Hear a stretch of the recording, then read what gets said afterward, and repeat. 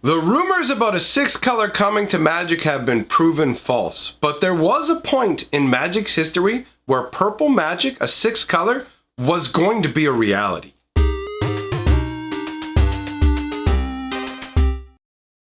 Greetings, owners of fine luxury cardboard rectangles. I teased you all earlier. I came and tickled your chins earlier in the wee hours of the morning because of the whole rumors about the sixth color purple coming along. I had to obviously quash those rumors, but I also teased that we would talk about the time in Magic the Gathering where purple Magic was going to be a reality. Now, some people in the comments thought, oh, I remember this. This is from an old magazine. Was it Scry? Was it Inquest? Some old magazine where they showed these purple cards and said, oh, here's what they're going to do. And no, that's not what we're here talking about, because that was an independent company and a magazine speculating. What we're going to talk about is internal information from Wizards of the Coast from when they were actually genuinely hammering out how to bring a sixth color into Magic the Gathering.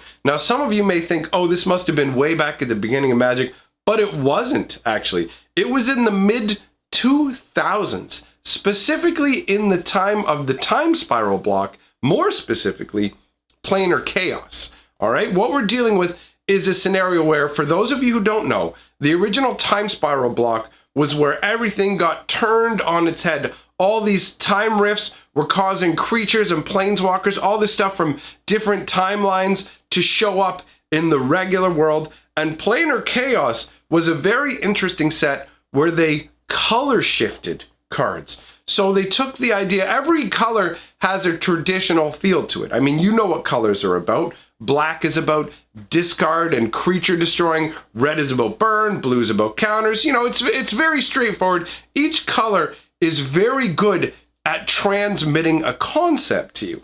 Now, the conversation started when we saw the diagram of the color wheel, but it actually had 6 colors on it. And what I'm going to show you here in the background is actually a white bordered version of this. Instead of on the back of a card that someone's edited, I'm going to show you from the article where they first showed us. If you want to know where this little color wheel came from, it came from an old Magic article on the mothership called The Color Purple. So that's where this information is all being sourced from. That article actually has the image. Someone took that and edited it onto the back of a Magic card, and that's why we had the big hubbub. But that actual circle was originally intended to show up on the back of Magic cards. In Planar Chaos, on top of color shifting cards around, there was a discussion and a lot of work put into bringing the color purple into Magic. And one of the ways that they were going to bring purple in would have actually made it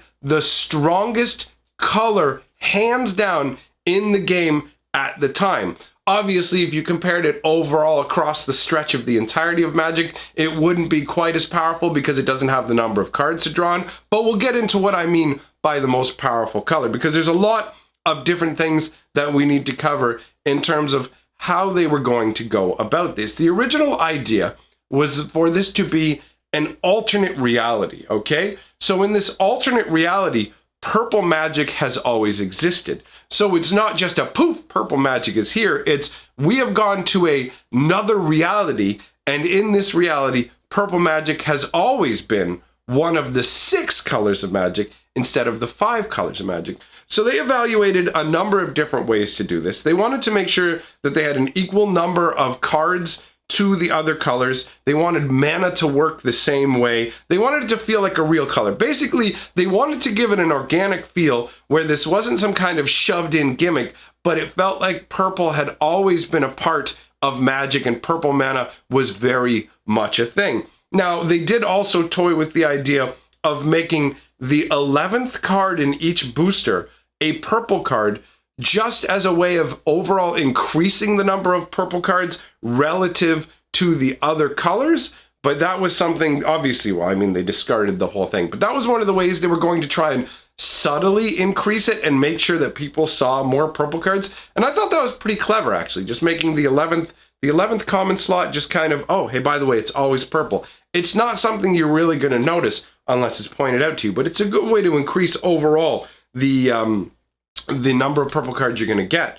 Now, they had a number of different concepts they wanted to try for this purple in terms of giving it its identity, making it stand out. So the first thing they thought of was making it able to do everything, but not be the best at doing everything. So it would kind of be a jack of all trades and have access to all colors' abilities, but not as strong as the other colors. The problem with this is it made the purple cards feel very lackluster, and it just made it feel like it was worse than every other color, because every other color would be able to do some of the things purple could do, but they could all do it better. So purple would be like the participation ribbon color of Magic, essentially.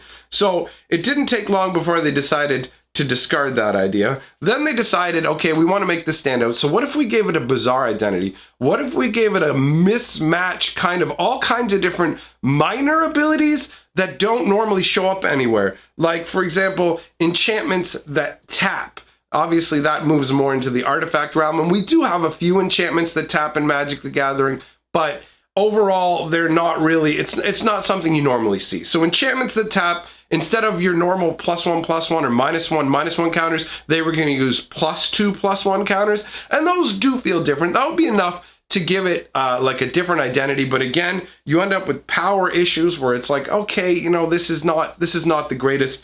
The next thing they thought about was making it very temporal, very time-focused, where it didn't permanently answer things, it just kept delaying things. So they were going to have cards like delay that use time counters, suspend your opponent's spells, so they'll go off turns later. Now, some of these cards we actually saw come to Magic in other colors, right? We got a black enchantment that taps, we got the blue counterspell delay. These are all ideas that they didn't end up using for purple Magic, but did make it to other parts of the game itself. They were going to make cards that reversed the turn order, so it's kind of like a time walk in that you get to take an extra turn, but it reverses the turn order. So that's funky. They were going to have spells that would add extra phases, like a spell that says pick either upkeep, attack phase, main phase, whatever you want, and add an extra phase of that right after the phase you're in right now. So that is one of the concepts that they went with. The next one that they toyed around with was the idea of taking color pie slices away. So basically, purple Magic, the sixth color, has abilities that have been stripped from other colors. In this reimagined alternate reality, these other colors never had these abilities, and they always belonged to purple. So they were going to take iconic abilities from these different colors and slam them all into purple. So from black, they would take discard. From blue, they would take counterspells. White, they would take life gain. Red, they would take haste.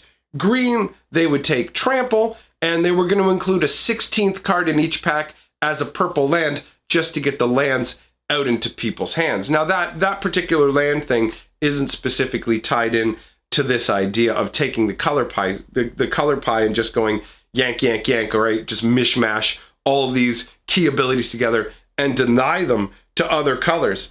And then they decided, oh, you know what, we don't want to go quite that heavy with removing the abilities from other colors. So why don't we make purple essentially overpowered? Why don't we take the cards that are too powerful really to reprint and rebrand them as purple cards, and also give these other colors a lesser secondary role? So for example, blue would still be a spell with blue would still be a color with counter spells and things like that, but purple would be better at counter spelling. So basically the original idea, and this is crazy to me, is they were going to put cards like Mana Drain, Land Tax, Sylvan Library, all these really, really powerful cards into purple to offset the fact that the purple cards would only exist inside of this set. So what would happen is, on top of cards like Mana Drain, they would make more powerful versions of pre-existing counterspells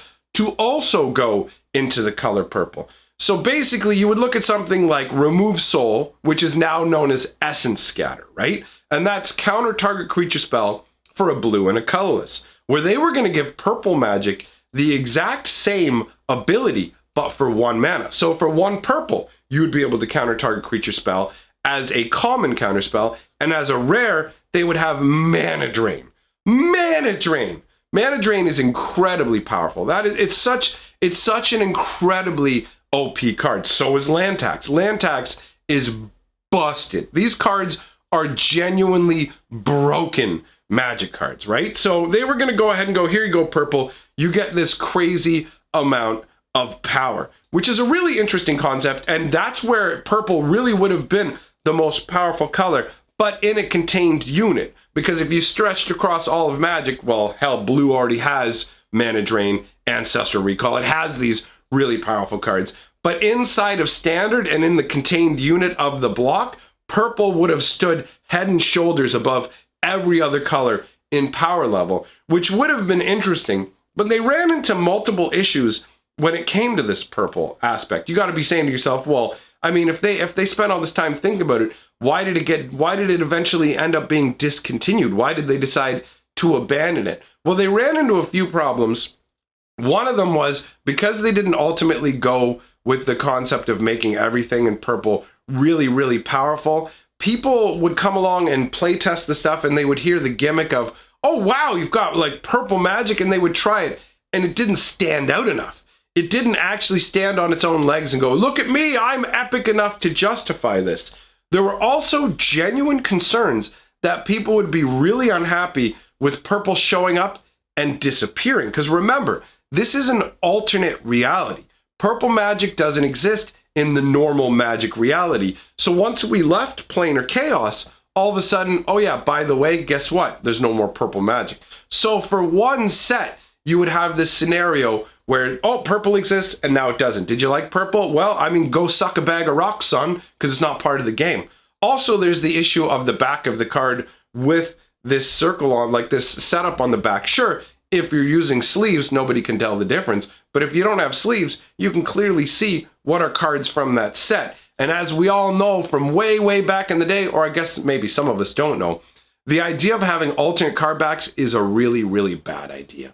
Arabian Nights was originally going to have these awful looking like pinky purple card backs that would differentiate the expansion, and every expansion was going to have its own different colored card backs. Now, Richard Garfield got talked out of this, so they didn't end up doing that. But we can all see quite clearly how bad it would be to have different Magic the Gathering card backs. Also, there was concerns for branding and marketing, whether they would even be allowed to put it on the packaging, because marketing would be like, no, you can't do this. This is terrible branding. So there were a number of factors. Overall, they just couldn't get it to work at first. And then the head designers on the team decided that purple magic just wasn't a good idea.